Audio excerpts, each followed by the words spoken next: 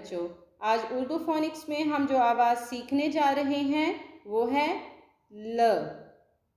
ل ل لڑکی، ل لڑکی۔ ل لفافہ، ل لفافہ۔ ل لہسن، ل لہسن۔ ل لومڑی، ل لومڑی۔ ل لال بیگ، ل لال بیگ۔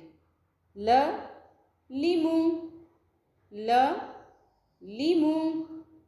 ل لالٹین، ل لالٹین۔ ل لالٹین۔ ل لٹو، ل لٹو۔ جی پیارے بچوں، آج ہم نے ل آواز سیکھی ہے، آپ نے اس کی خوب مشق بھی کرنی ہے اور اس سے بننے والی چیزوں کے نام بھی یاد کرنے ہیں۔